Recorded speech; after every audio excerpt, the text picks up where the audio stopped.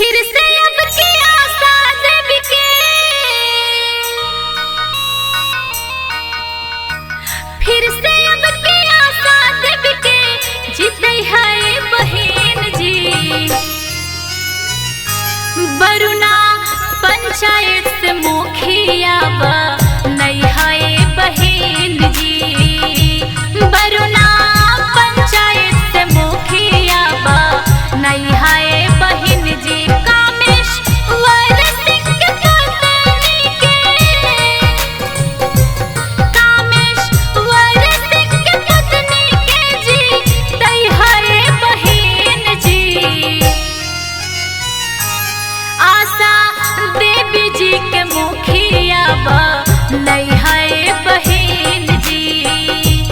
आशा देवी जी के मुखिया नहीं है बहन जी।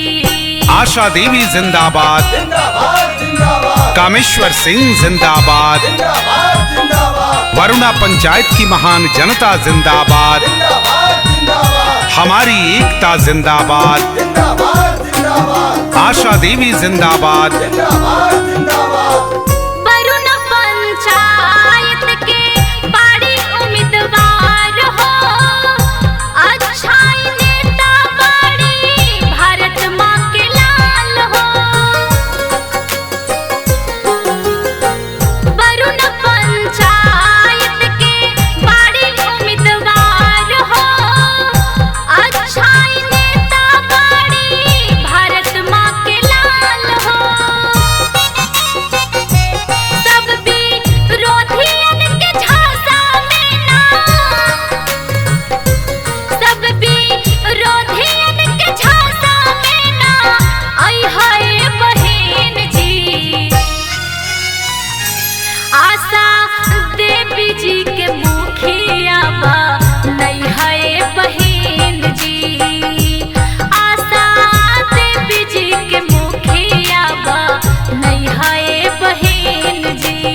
आशा देवी जिंदाबाद, जिंदाबाद जिंदाबाद, कामेश्वर सिंह जिंदाबाद, जिंदाबाद जिंदाबाद, वरुणा पंचायत की महान जनता जिंदाबाद, जिंदाबाद जिंदाबाद, हमारी एकता जिंदाबाद, जिंदाबाद जिंदाबाद, आशा देवी जिंदाबाद। जिंदाबाद जिंदाबाद।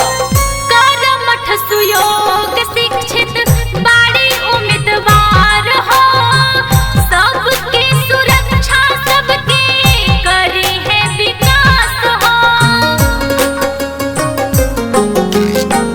कर्मठ सुयोग शिक्षित बड़ी उम्मीदवार हो, सबकी सुरक्षा सबकी करी है विकास हो। चाचा चाची दीदी भैया के, चाचा चाची दीदी भैया के दई है बहन जी।